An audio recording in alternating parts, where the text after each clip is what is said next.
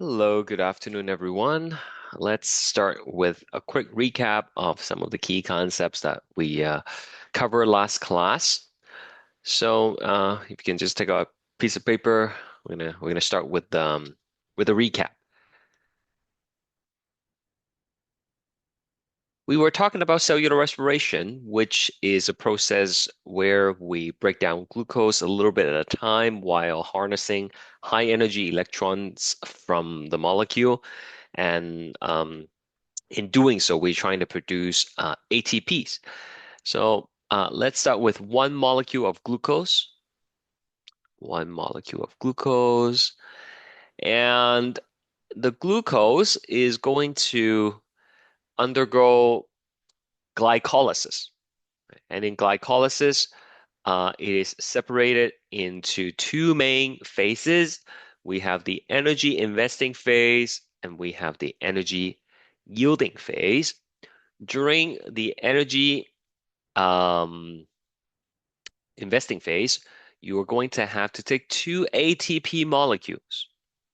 Okay, so the two ATP molecules will become two ADP.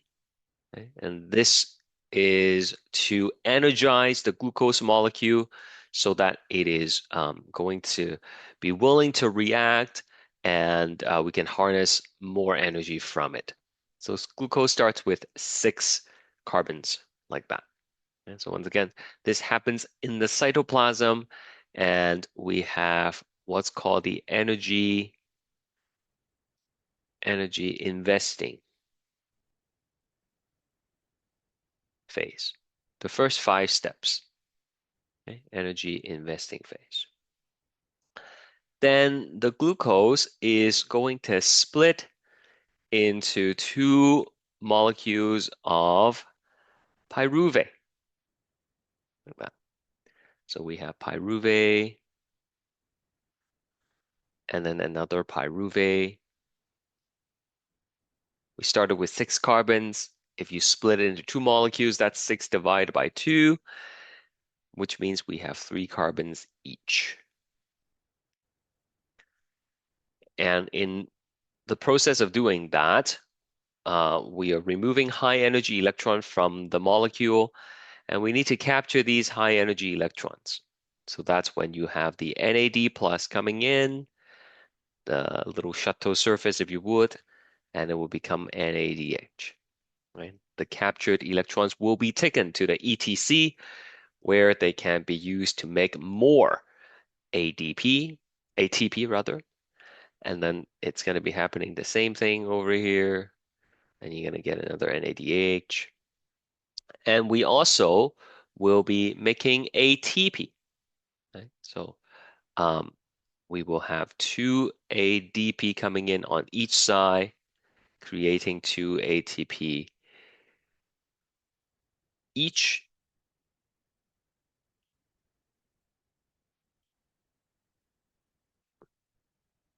There we go. So over here, this second half is energy yielding phase. Okay.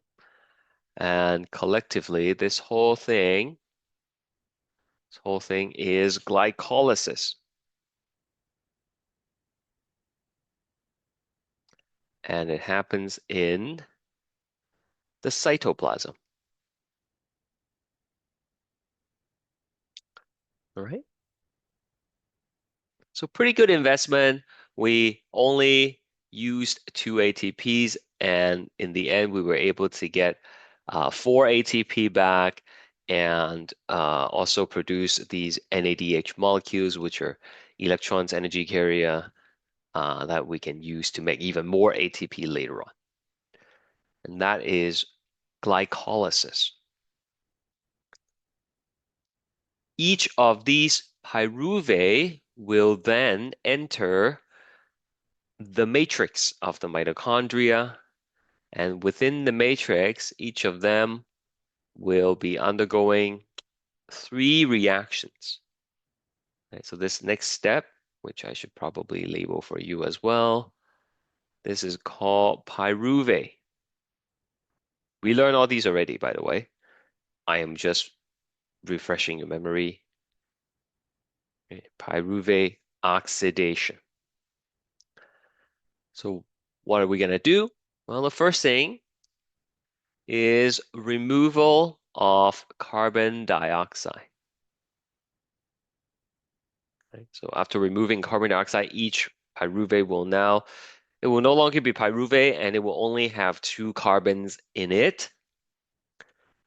We're going to be removing more electrons from the molecule. And every time we remove electrons, we need to have these electron carriers that come along and pick them up. They are like taxis that would drive the electron to the ETC. And by now, we have harnessed a lot of electrons and energy from the molecule, and it's not really energized anymore. So we're going to be adding this thing called coenzyme A.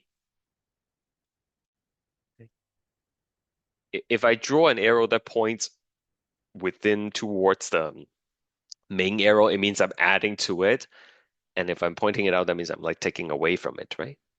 So there is the coenzyme A again.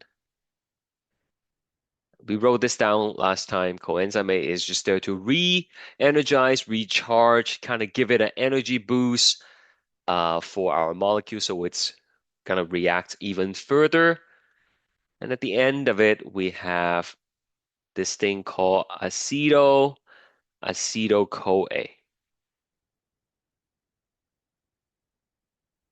And only two carbons are going to be left from the original glucose. So I'll pause for a second, let you copy things down, and please ask questions if you have any.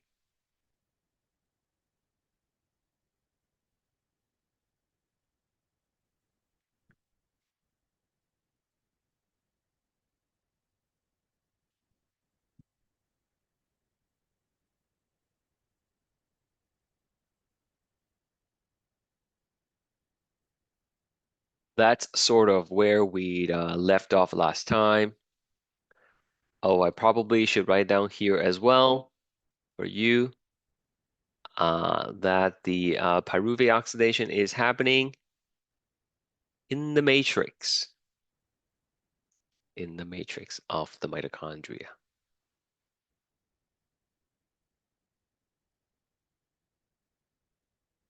All right, so I hope this is making sense to you. I'm going to move this a little bit further to the other side. I mean, you don't really have to. Uh, it's fine if you don't. Now, let's take a look at what happens next. What's the next stage anyways? Does anybody remember the name? You can look it up. Cassette That's right, the Krebs cycle. Thank you. And where is that happening? matrix. Also the matrix. That's it. Okay. So, as the name suggests, it is a cycle. That means it loops back on itself, keeps on repeating. I'll try to keep it very simple for you. So there is the acetyl-CoA that we get, and first thing that happens is it will combine with another molecule. So this molecule is called oxaloacetate, and it was already there in the matrix. Okay, like, where did it come from? I'll tell you later, but it's already there. And this one is 4 carbon, and it's gonna basically combine with the acetyl-CoA, and it creates citric acid. Okay, so if you remember from last class, I told you another name for the Krebs cycle is citric acid cycle.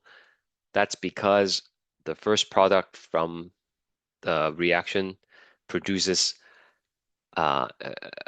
citric acid as a product. So there is going to be a bunch of reactions, which we're not going to go through. Okay.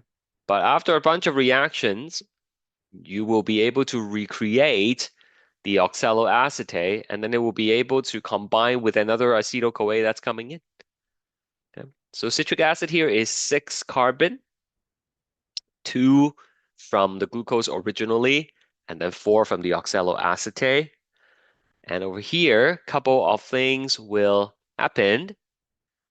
We are going to remove more carbon dioxide. In fact, we are going to remove 2 carbon dioxide. And um, we will get more electrons from the molecule. And so we need to capture them. This time, there are so many electrons coming out. We need 3 NAD plus, and they will become 3 NADH. And then there is another energy carrier which we haven't really talked about so far, but we know they're important, and that would be the FAD. Okay, only one of them is going to come, and it will become FADH. And finally, we will also be able to produce one ATP molecule like this. Okay. There are two ways of producing ATPs. You can either produce it directly like this, and it's called substrate level phosphorylation. We did that uh, the other class. It's where an enzyme will take a phosphate from a donor and put it onto ADP, and as a result, creating ATP. So um, these ATPs right here, as well as these ATPs, they're all produced using that particular method. Okay, so that's the Krebs cycle basically, and it is going to be happening twice for every glucose. Okay, so there we go. Again, I'll give you some time to copy it down.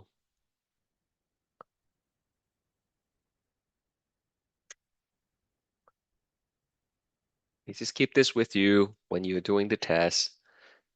It's a nice summary of all the things that are going on and tells you all the things that are produced at each of the stages.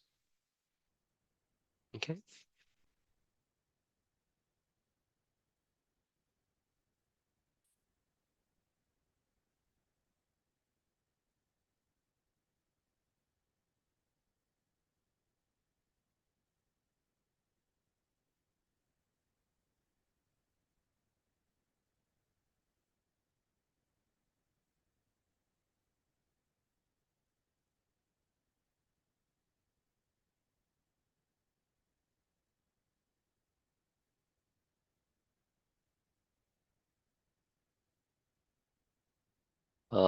There's a question.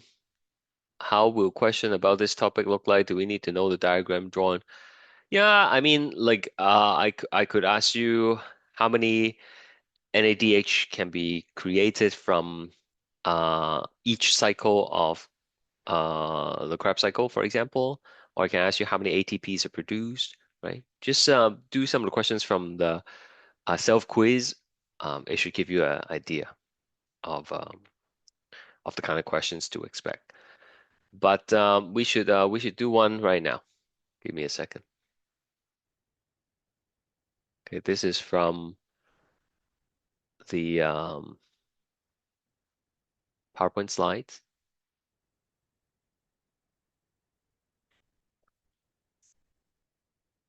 What is the maximum number of ATP that can be produced with 5 turns of the Krebs cycle? Okay, so let's take a look at this.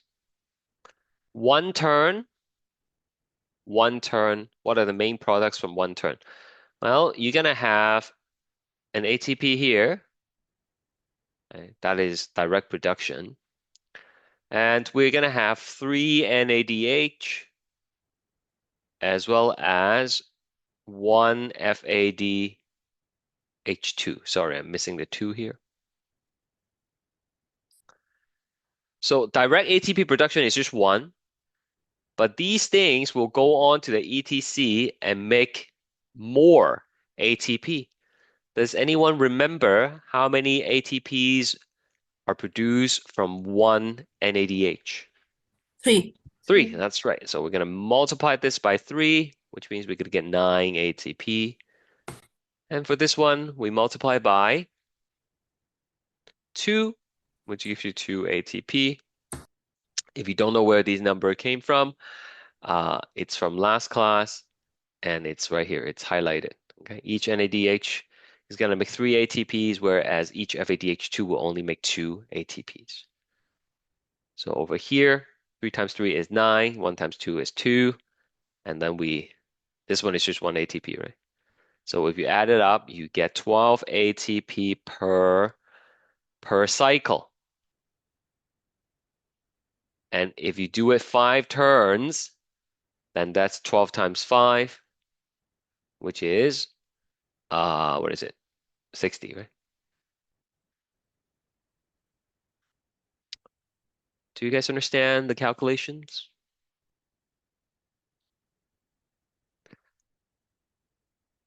Do you mind doing the calculation one more time? This part right here? Yes, please. Okay. Do you have a specific question about like is one of these things not clear to you? Like No, which part? just explaining one more time Sure, for sure. better So understanding. yeah, so like this cycle, this is the Krebs cycle, and these numbers are pretty much fixed.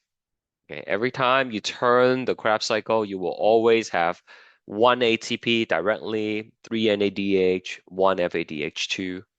So these ones are going to go to the ETC, which I haven't explained to you yet, but it's going to go to ETC and it's going to make more ATP. Well, how many more? Three NADH can make up to 9 ATP because each NADH can make 3. It's always times 3 because of like the rules I gave you, right? And then each FAD can make 2 ATP, so that's why you always times 2. And then if you add all these up, it's 12 ATPs per cycle. So if you do it for 5 cycles, 5 turns, then it's 5 times 12, which gives you the 60. Samuel has a question. How about the SLP one? This one is the SLP, right? So this one is already it's made directly, so it's immediately available, which is why I don't have to multiply it by anything, right? It's just by itself. Okay. Now, let me think about what to do next. I guess maybe it's a good time to do a quick summary here. What will be done to the second cycle on the right side? It's happening simultaneously. Okay, so just give me a second, okay? For each glucose that you break down, for each glucose that you metabolize, um, you will go through the Krebs cycle twice, okay? Because each glucose will be broken down into pyruvate, two pyruvate, and then each pyruvate will become acetyl-CoA, and then it will go through the cycle on its own. So collectively, for every glucose, you actually have 6 NADH from the Krebs cycle and 2 FADH2 and 2 ATP. Why don't we summarize this in a table and hopefully it'll make sense. It'll make more sense. And so this one is in the study guide. If you didn't print it out, that's okay. Just, try to follow along. Now keep this thing handy. Okay, keep it next to you. All right. If you didn't copy it down, maybe I just leave it like this for now so you can take a picture at least and have it next to you while we fill in the tables together. Okay. Just take a screen grab, take a picture, and then we're gonna fill in the table together.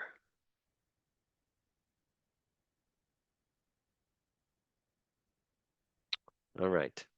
So let's take a look at glycolysis. For glycolysis, how many ATPs are produced through substrate level phosphorylation? These are direct ATP production with the help of the enzyme. Take a look at the summary flowchart. How many ATPs do we get from glycolysis?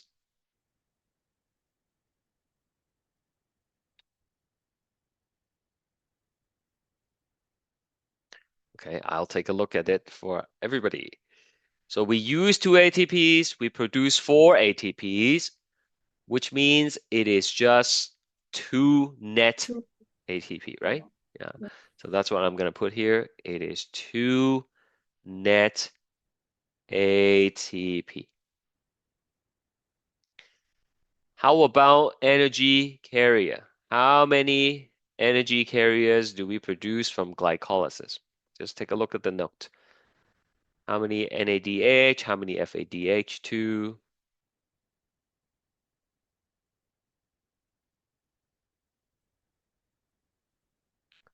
Yep, it is just 2 NADH, right? 2 NADH.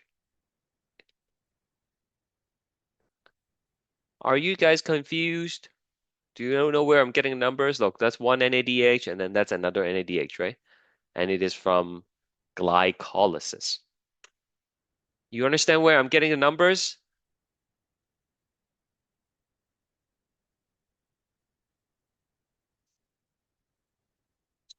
Okay. What about ATP produced at ETC? Now that's a little bit tricky. Now you would think, stay with me, okay? You would think you just take this number and then times 3, right? That's what we normally do. Okay, but there is a little catch here. There's a little catch here. The glycolysis is happening in the cytoplasm, but the ETC is in the cristae, right? In the mitochondria. So that's a bit of a problem. Yeah, I'll try to explain to you why. This is the outer mitochondrial membrane. This is the cristae, and then it's at the cristae where the ETC is going to be taking place, which means the NADH that we produce from, sorry, I got to restart this thing. It has been acting up really, really badly today, the program.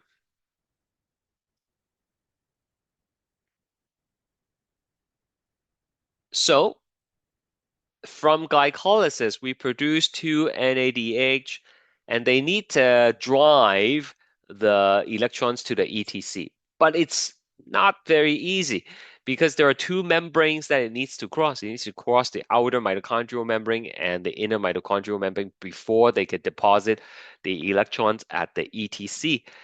And it turns out NADH is too big and it cannot do it. So what happens is they will carry the electron as close as possible, and then the electrons will get off, and then they will kind of go over the membrane.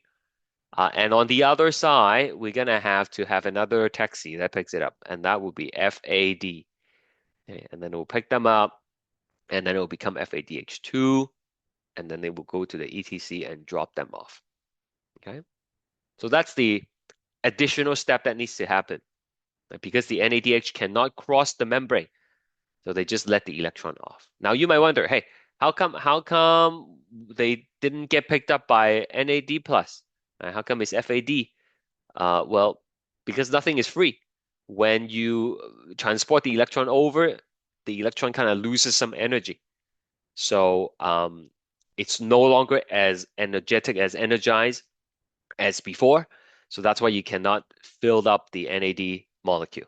Instead, we're going to be using the FAD electron carrier instead.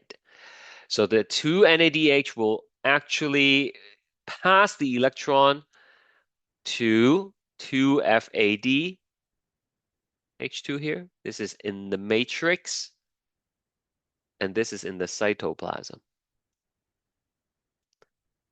And as a result, when you try to produce ATP at ETC, I am only going to be multiplying by 2 as opposed to 3 because it's FADH2 now. So 2 times 2 is 4 ATP. So how many ATPs do we make from glycolysis in total?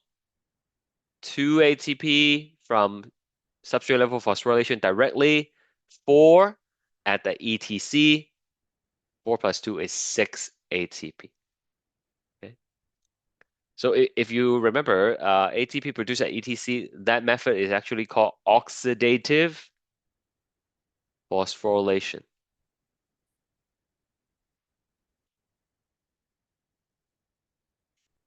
Yeah.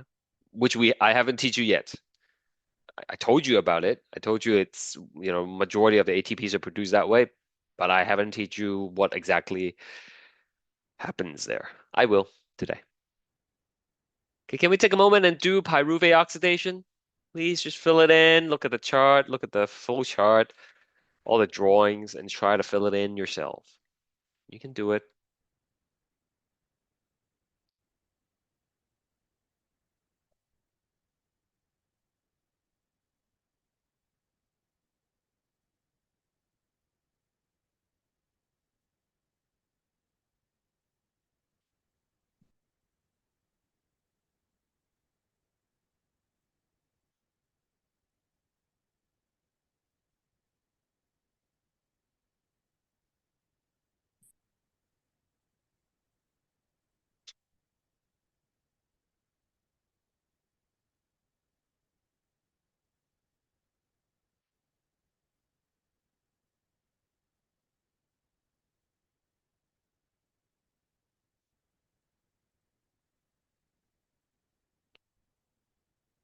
Hey, hopefully you have a chance to. This one is not too difficult, so yeah, I don't think you would take too long. How many ATPs do we produce from substrate level phosphorylation in pyruvate oxidation? How many ATPs? Okay, Kansha said 0, and that would be correct. 0, none, none. Okay, let's go back here. You see, pyruvate oxidation, no ATP production directly. Okay, we don't see the orange stuff, right? None. And for energy carrier, we have 2 NADH. These are already in the matrix, so it's not gonna have this problem in glycolysis. They will go directly to the ETC, and so we can just multiply by 3 directly. So over here, there we go. Multiply by 3, and that would be 6 ATP. So together, 6 plus 0 is 6 ATP. How will there be 2 NADH? Oh, because here, right? 1 here and 1 here. We're talking about per glucose. Remember, each glucose is going to split into 2 pyruvate, and each pyruvate will go through the same kind of reaction. So 2 NADH in total. All right. Please fill in the next part here. Don't wait for me. You can do it. Just look at the chart.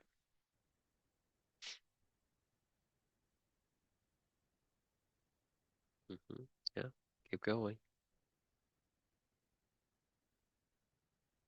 Oh, you want to take the picture again? Sure, sure. Here, I'll just give you the Krebs cycle right here. The rest we've done already.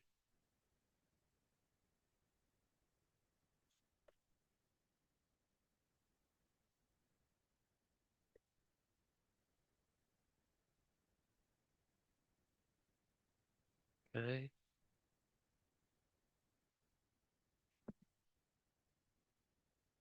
Very good. So 2 ATP here, right? 2 ATP, 1 from each spin, 6 NADH, 2 FADH2.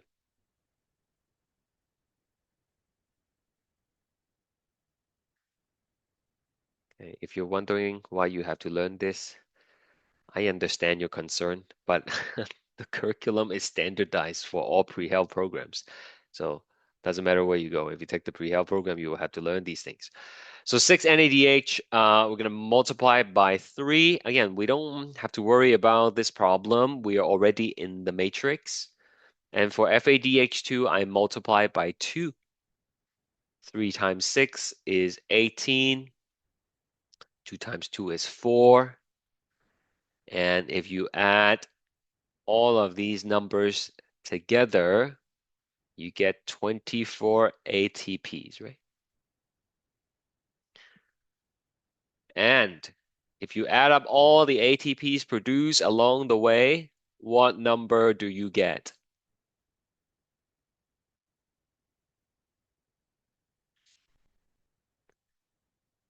36.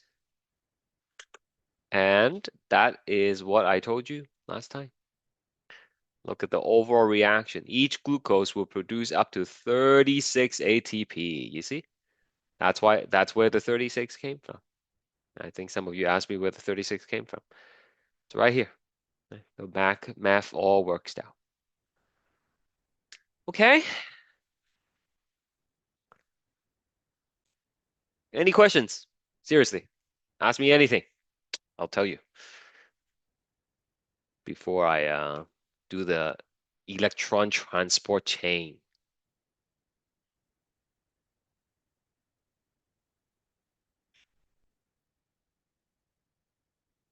Nothing? Everybody's happy? All right. Fantastic.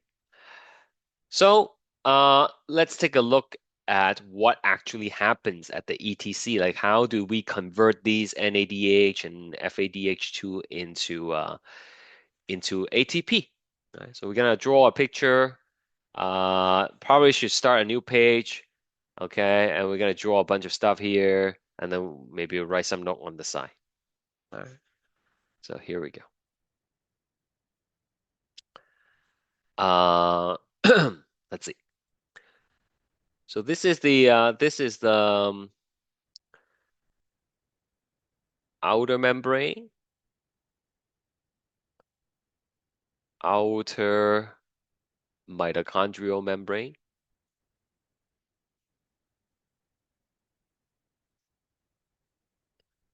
and we will have these foldings,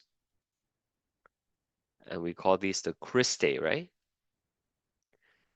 Which is part of the inner membrane.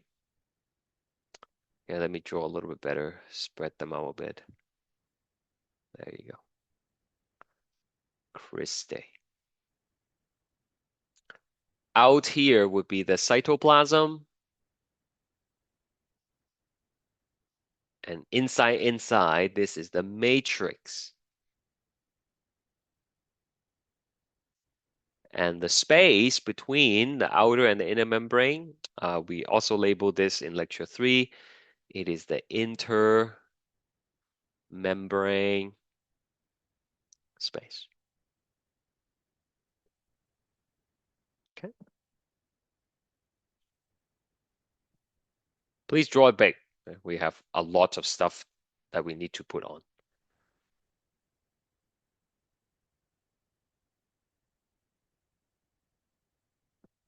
So what is the electron transport chain? The ETC is made up of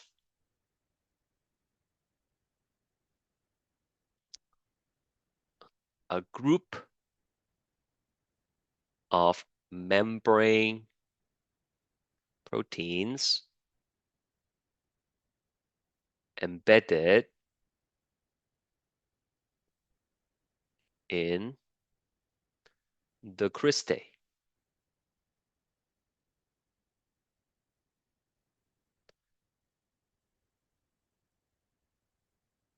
The proteins are arranged in increasing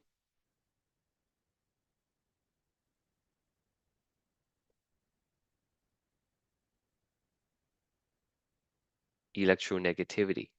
I'll explain. Just copy it first.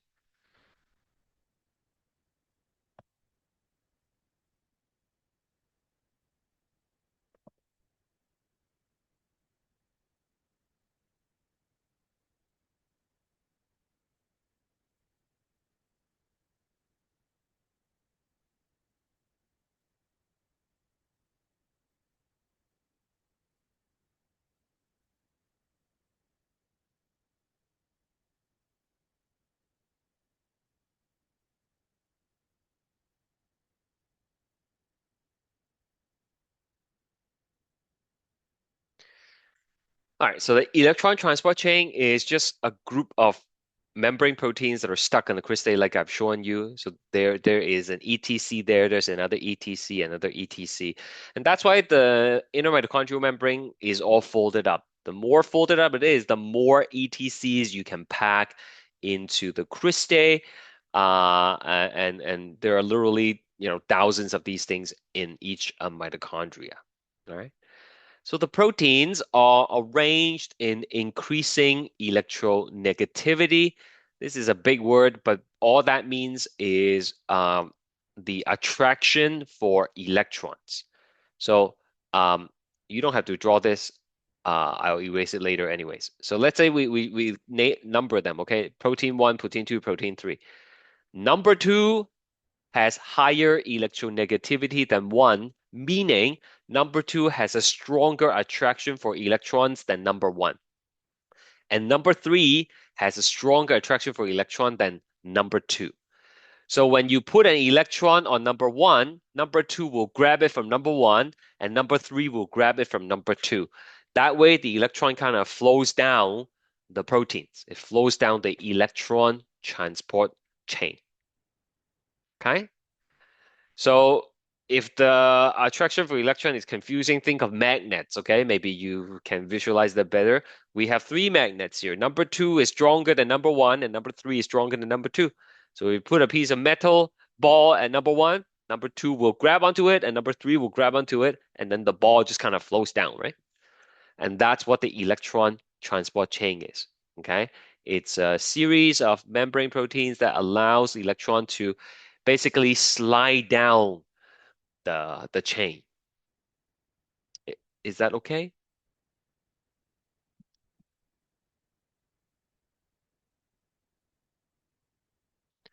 Now, don't read this stuff online, okay? Like, I am simplifying it as much as I can. If you read online, then it's going to get more complicated. Then you'll find out, oh, it's not just three proteins, it's like five proteins. Like, what happened?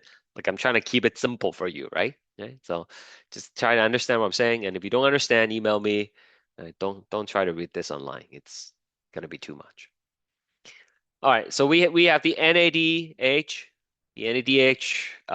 that came from pyruvate oxidation. NADH came coming from Krebs cycle, and then the NADH will deposit the electron onto the first protein, and that's going to become NAD plus.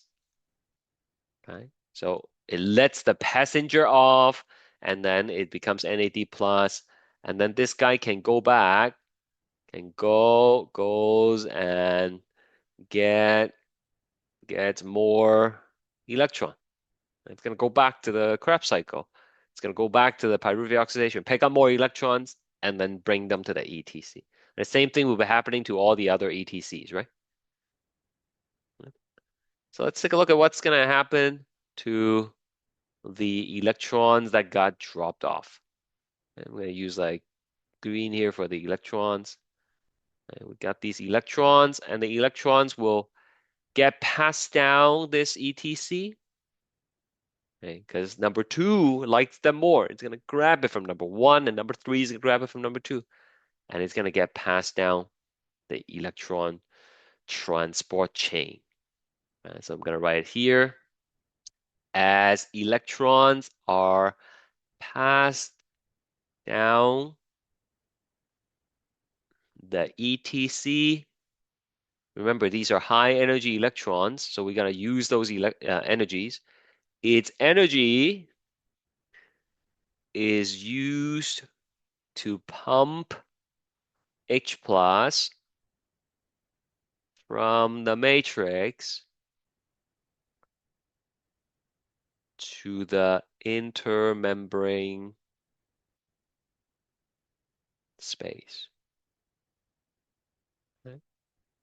So the electrons will allow us to pump H plus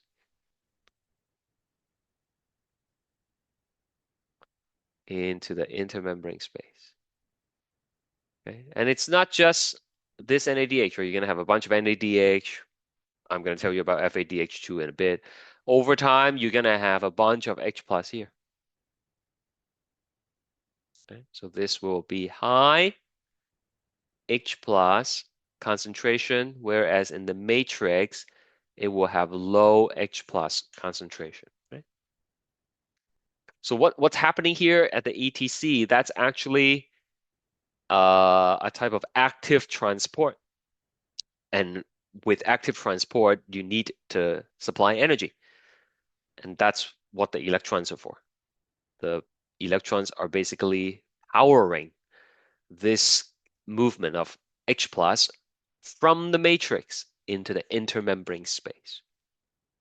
Okay, so you have some H plus here, and then now you're pumping it all over to the intermembrane space. So which way do you think? Oh, what do they stand for? They stand for a really long name, okay?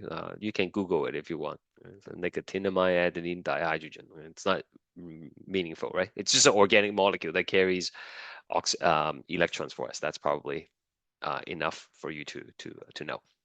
So the H plus, right?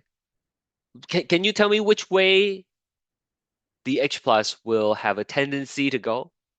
Right? If they are allowed to move freely, if we ignore the pumps for a second, and the H plus is allowed to move to any location, which way do they naturally want to go? Do they naturally want to go to the matrix? Do they naturally want to go to the intermembrane space, or like where? Right? So remember the concept of diffusion, right? Things naturally wants to go from high concentration to low concentration. So right now we have a lot of H plus here, and they actually want to come back into the matrix because that's where the concentration is low, right? But they cannot do it because the inner membrane is in the way. Charged particles do not pass through membranes on their own, right? And so you are basically building up this large reservoir of H plus, and they want to come back in, but they cannot do it on their own. If you have trouble understanding this, let me give you an analogy. It's like this, okay? It's like this.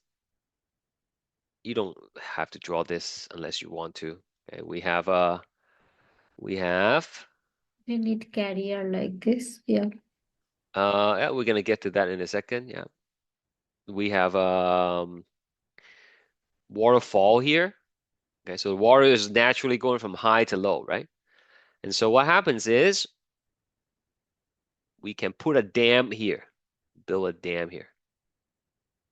Okay, so the dam is like the crystal. It's blocking the water, even though the water wants to come down. Okay. So what happens is you can create a detour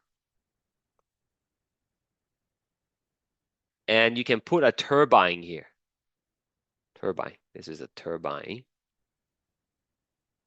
I put a turbine here. And you open the gate and you let the water flow through this path. Okay, and then the water can come down. So as the water is coming down this path, okay, you turn the turbine, and then the turbine generates electricity. Right? And then we can use the electricity, to power homes and everything. Right? So the crystal is like the dam. Then the water cannot come down unless there is an alternate path that allows you to bypass the dam, right? And that's what's happening here. And by the way, like this would be the intermembrane space. Intermembrane space. And down here would be like the matrix. Okay? You don't really have to draw that. I'm just trying to get that picture in your head so you understand. So over here, all the H plus really wants to come back in, but there's no way to do so except for a special protein right here. Okay, it looks like a doorknob. You just have to believe me, it does. And this is like the turbine. Right? This special protein is called ATPase. okay, or sometimes ATP synthase. And so the H plus, they will flow through the ATPase and come back into the matrix. And as this is happening, you will be able to turn the doorknob. You'll be able to turn this protein, and that allows phosphate to be added to ADP, and you will create ATP. Okay, so ATP created this way is powered by oxidation reaction, loss of electrons from the glucose, namely. That's why is called oxidative phosphorylation. So ATP produced through oxidative phosphorylation.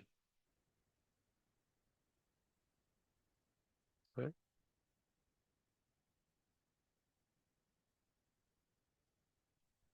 So to recap, the NADH will deposit the electrons and it will revert back to NAD plus.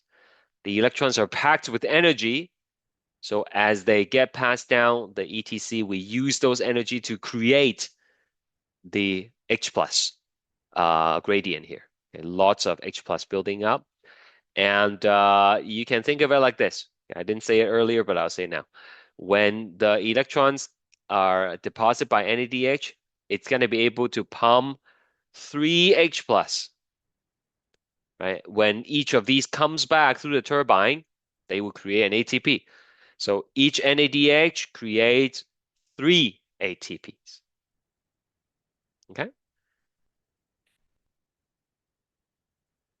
Any questions before I tell you more? It's already a lot, but there are a couple more things I have to tell you before we finish with the note.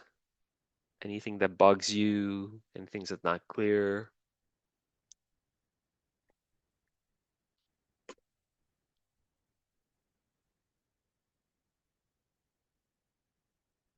You sure?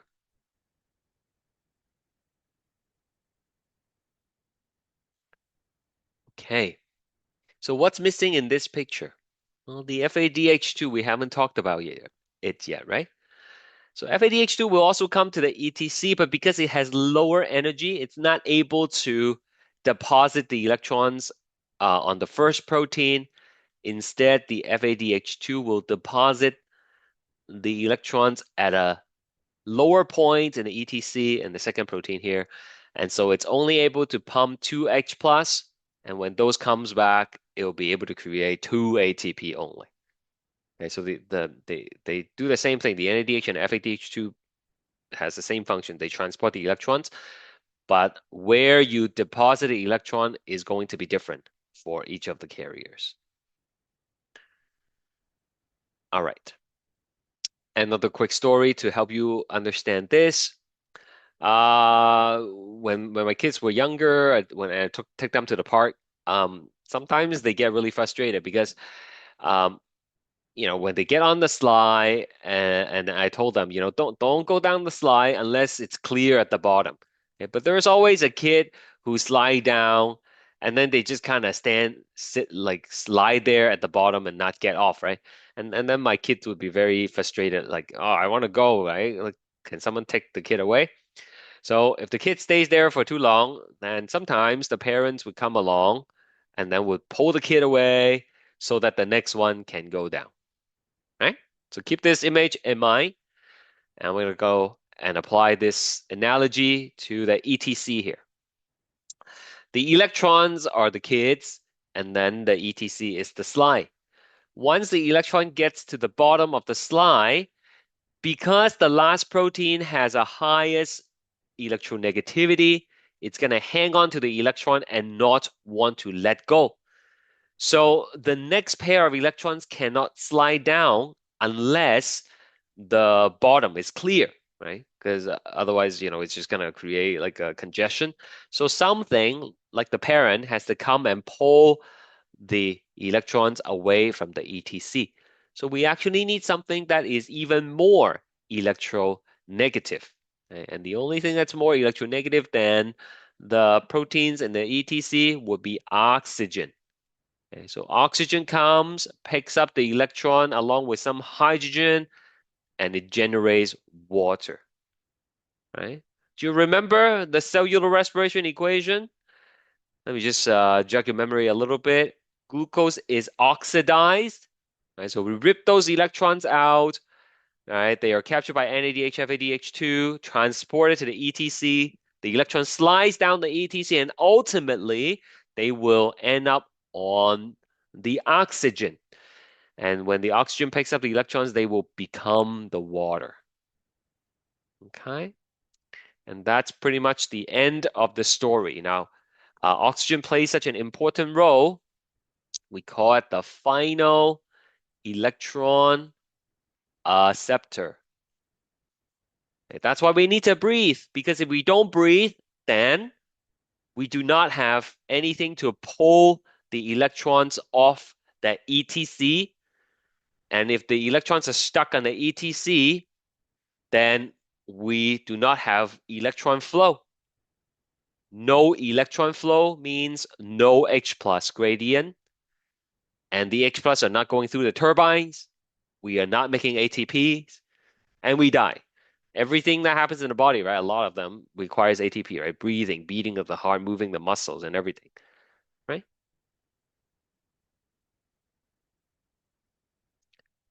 Any questions? I know I just asked you that a couple minutes ago, but everything put together. Do you understand?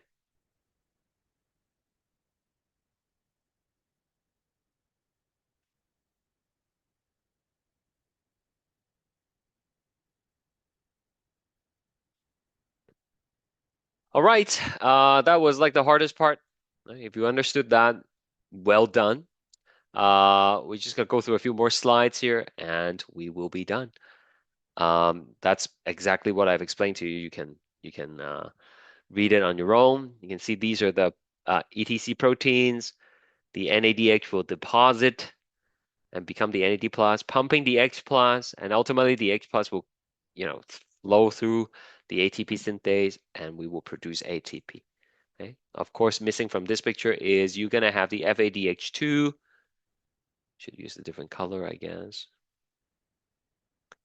Right here. That's gonna become FAD, and it's gonna let the electron off, and this time you only pump 2 and produce 2 ATPs. Okay.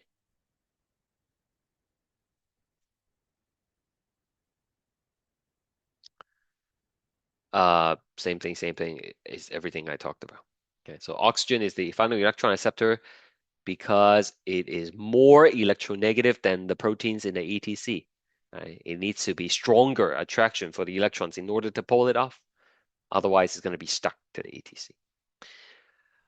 Okay, I'm going to talk a little bit about disruption of oxidative phosphorylation. So there are several poisons that can interfere with ATP production at the ETC, either by directly blocking the ETC, such as cyanide, carbon monoxide, and rotenone. It could block the production of ATP by inhibiting the turbine, the ATP synthase, or it can make the inner membrane leaky. Okay, let's go through each one of these.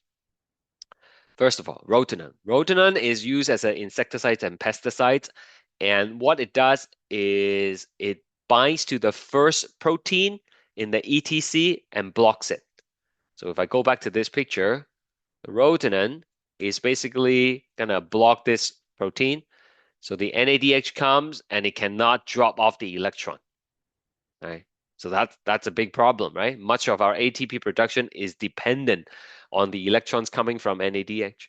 You can still drop off electrons from FADH2, but looking at our table here, FADH2 accounts for very little ATP production. So that's not going to be enough to sustain our energy demand. And so rotenone blocking the first protein in the ETC will substantially reduce ATP production and if not reversed quickly enough, potentially lethal. Carbon monoxide is tasteless, colorless, and odorless. Okay, so you cannot detect it using your senses. That's why you have to have carbon monoxide detector at home in case you are exposed to it, maybe from like a broken furnace or something like that. And it's a problem for the ETC because carbon monoxide will compete with oxygen for hemoglobin. Hemoglobin is the protein that carries oxygen throughout the body. So when there are both oxygen and carbon monoxide present, the carbon monoxide will bind to the hemoglobin instead of the oxygen. And so you are not transporting enough oxygen to your cells. Without the oxygen, we don't have the final electron acceptors. The ETC is clogged up. You're not pumping the H plus over, and you're not creating ATP. Right? So very deadly. It could kill you quite quickly. Cyanide. Okay, cyanide is CN. Hydrogen cyanide, HCN, is poisonous because cyanide will bind to proteins in the ETC and inhibit it. So basically, is this one right here? Okay, that's what the skull is. That's the cyanide. It's gonna bind to the ETC, and actually, the cyanide CN is even more electronegative than oxygen. So once the cyanide is stuck to the ETC, even if you're breathing, even if you're getting oxygen to the ETC, the oxygen is not strong enough to pull the electron off because the cyanide is stronger on the electron pull. Right? So now with the cyanide stuck to the ETC, the electrons are also stuck to the ETC. And it's the same story I've been telling you for the past 5 minutes. Right? ETC get clogged up, you don't pump over the H plus, and you don't produce ATP, and you die. Right? So these are the first three poisons, right? Rotenone, cyanide, carbon monoxide. There is something called DMP, which is something that's being used in various chemical processes such as like making dyes or creating certain kinds of like explosive. It's not supposed to be for consumption, okay? But there was a guy who was in one of these factories that contains the DMP, and he accidentally ingested some. What year was this? This was 1934. Okay, so he accidentally ingested some, and what happens is he found out he got very rapid weight loss for the next couple of days. And eventually the story got out, and the pharmaceutical company thought they hit the jackpot and found a compound that could achieve rapid weight loss, right? And so they kind of marketed it without fully understanding what the compound is doing. Remember, this was in the 1930s, right? Very early on. And what happens was it turns out the DNP makes the cell membrane, the cristae, leaky. So the H plus, instead of going through the turbine, instead of going through the ATP synthase, they are just leaking right back into the matrix. Okay, so that's a problem because the whole point of putting the H plus in the intermembrane space is to force them to go through the ATP synthase, force them to go through the turbine to produce ATP. But if they're just all leaking back in, then you're not really optimizing your ATP production. It's like if you build a dam, but then the dam is leaking, right? Water is like coming all over the place. And then they're not really going through the turbine, and you're not making ATP that way, right? You're not making energy that way. So that's why the person experienced rapid weight loss, because then the body thinks you're starving, not making ATP. It starts to burn off your reserve fuel, your fats, your lipids, and proteins. Rapid weight loss. But the downside of that is it could kill you, okay? Because we need ATP for a lot of things that are happening. And there's also something called oligomycin, which is a type of antibiotics, not the kind that you take. Okay, antibiotics just means things that kills living things. That's what the word means. So this this actually you should not be taking it because it will inhibit your ATP synthase. It will block the turbine and it will block ATP production. Okay. We did the counting ATP already. I already showed you where the 36 ATP came from. Um, just a couple more slides. Over here, we are going to talk about the versatility of cellular respiration. Even though we prefer to burn glucose and carbohydrates as our main fuel, but you can actually use other forms of carbohydrates or fats or proteins and feed them as intermediates into cellular respiration. I'll show you what I mean on a diagram. It's much easier that way. So, you have polysaccharides in your food, and that's going to be the sugar, which then, you will do glycolysis, um, and then the pyruvate oxidation, Krebs cycle, etc. That's the normal path, right? But what about fat? What if we want to metabolize the fat? Well, you learned from me in lecture 2, the fat is made up of glycerol and fatty acids. It turns out the fatty acids can be chopped up by two carbons each, and be converted into acetyl-CoA. And then from there, it would proceed to the Krebs cycle and the etc. The glycerol portion will be fed as an intermediate in glycolysis. Remember, there are 10 reactions in glycolysis, right? So after each reaction, you're going to have a molecule, right? So those molecules are called intermediates, and glycerol can be converted into one of those, and then, off you go with the rest of the path. And same thing with proteins. The proteins are made up of amino acids, and depending on which of the 20 amino acids we are looking at, they could be fed into different places along the cellular respiration process. So basically, uh, we are pretty versatile when it comes to obtaining energy from our food, even though it's designed to burn glucose, but we can accommodate other kind of nutrients as well. Okay, so here is a very long question, and I'll read it to you and I'll explain the answer for you. Hydrogen cyanide is poisonous, and I already told you why, right? It binds to one of the membrane proteins in the ETC and blocks the movement of electrons. If cyanide poisoning occurs, what would happen to the pH of the intermembrane space?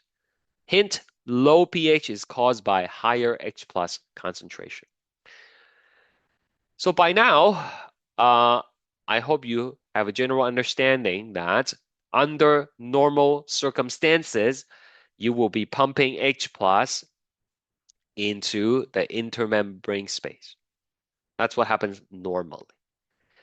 With cyanide poisoning, you are basically blocking this mechanism. You're blocking it. You're not letting the H plus through because the ETC is not working. So if you don't let the H plus through, then you will have less H plus in the intermembrane space. Less H plus equals to higher pH. Okay.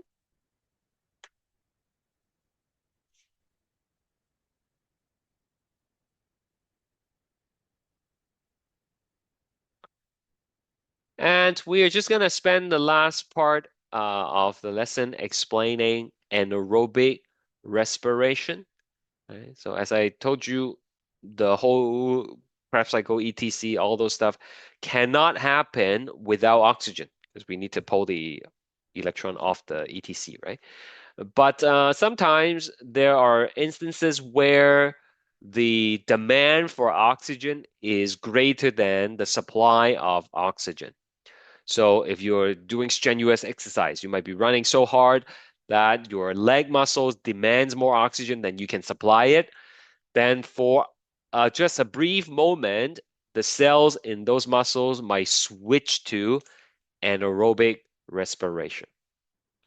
And there are some organisms that are like simpler organisms that use anaerobic respiration to power their energy needs, such as yeast. And yeast, as you know, are important for making bread as well as fermenting uh, uh, different things to make alcohol, and that is also part of anaerobic respiration. So in humans, we do what's called lactic acid fermentation. It's right here. That's the name, lactic acid fermentation. And it is when oxygen demand, O2 demand, exceeds O2 supply. Okay? So we in this situation, the ETC is a little bit clogged up in those cells, and the NADH has nowhere to deposit the electrons, and then we are kind of stuck. So what happens is the whole purpose of lactic acid fermentation or fermentation in general is to allow an alternate destination to deposit the electrons. So this is glycolysis, and then we're taking glucose and splitting it up into pyruvate, but it cannot go to the Krebs cycle or ETC because not enough oxygen. So what do we do with all these NADH? Where do we deposit the electrons? Well, we're going to have an alternative pathway, and this alternative pathway is fermentation. So the NADH will be actually used by the pyruvic acid. Um, pyruvic acid is the same as pyruvate. It's like for our purpose, they are the same. Okay, it doesn't really matter. And then it will get used by the pyruvates, and that gets converted into lactic acid. So the purpose of lactic acid fermentation is to regenerate NAD plus so that glycolysis can continue. Okay? So ETC is clogged up. I am not going to be able to get the 32 ATPs that I normally get. So let's just try to keep glycolysis going. At least we'll get 2 ATPs. It's not a lot, but it will allow us to go a little bit further before completely shutting down. Okay. And so we regenerate the NAD plus, which is necessary in order for glycolysis to keep on happening. So if you have a really hard workout session and then the next day you feel like the soreness in the muscle is like burning, that's the buildup of lactic acid. Now, other microorganisms, they also do fermentation. Yeast is an example of that. Yeast is a type of fungus. They do a different kind of fermentation. It's called alcoholic fermentation. Right? And in that particular type of fermentation, it produces carbon dioxide as well as ethanol. And of course, those are useful for making wine and making bread. I'll show you. That's what yeast looks like. And this is a budding yeast. It's like dividing. And sometimes they don't have the machinery to do the ETC and then the Krebs cycle and stuff like that. And so they rely on the fermentation. And it's okay for them. They are so small. It doesn't really matter. 2 ATPs is totally enough for them. Okay. So in this case, again, they have glycolysis. You get the pyruvic acid. But then instead of producing the lactic acid, the NADH will be used to convert pyruvic into, I know it says ethyl alcohol, but it's just ethanol. Okay, ethanol. Ethanol is drinking alcohol. There are different kinds of alcohol, right? Not all alcohols can be consumed. You have rubbing alcohol, that's propanol. Can't drink that stuff. There's also like methanol, right? Even your windshield fluid is a kind of alcohol, right? So like different kinds of alcohol, but this kind is ethanol. It's in drinking alcohol, and at the same time, it will produce the carbon dioxide. And carbon dioxide is what we need when we try to wait for the bread, the dough to rise to leaven. Okay. It also produces ethanol in the process, but when you bake the bread, all the ethanol evaporates, right? It's not going to be, you're not going to get drunk eating your bread, basically. Right? So that's alcohol fermentation. To summarize, after glycolysis, the pyruvate will have 3 possible paths. In humans, Generally, it will go through aerobic oxidation where you do the pyruvate oxidation, Krebs cycle, etc. That's the most ATP you're going to get, 36 ATPs. Okay. When you are doing strenuous exercise, when you don't have adequate oxygen supply, then it's going to switch to lactic acid fermentation. This one, no ETC, no Krebs cycle, no pyruvate oxidation. You just try to keep any glycolysis going. You're getting 2 ATPs, not a lot, but it will keep you going for a little longer. Okay.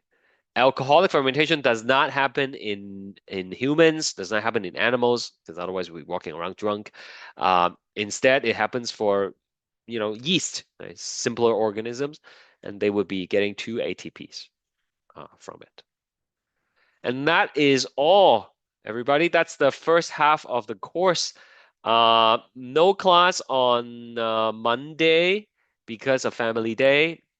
And next Wednesday, no class either. You will just be using it to do the test. And in case you missed it last time, there is the test folder. Um, that's all the concept track questions answers. You should look at that. There is the review that you can do. And then there is the test one review video where I take up the questions for you. The test will be 35 multiple choice questions, 10 multi-select questions. These are questions with more than one correct answers. And it will be lecture 1, 2, 3, 4, 5, plus the lab. Okay, so everything we've done so far, basically. Please also work on the self quizzes. Right. So a lot of these self quizzes, I noticed not a lot of people have done it. It's the only one person have done this. They are very good questions that will help you clear some of the concepts in your head and prepare you quite well for the test, I hope. Okay. So that's it. And also after next week, it's gonna be reading week, right? Engagement week, they call it. Basically, no school. And I basically won't see you again until, let me see. So next week, no class on 17th, 19th is the quiz, is the test. And then following that, last week of February, no class either because of engagement week. So I'll see you again basically on the 3rd, March the 3rd. That's our next class. Right? If you need extra help, if you have questions, just email me. Otherwise, stay safe, have a good break, and good luck with all your tests and midterms. Bye.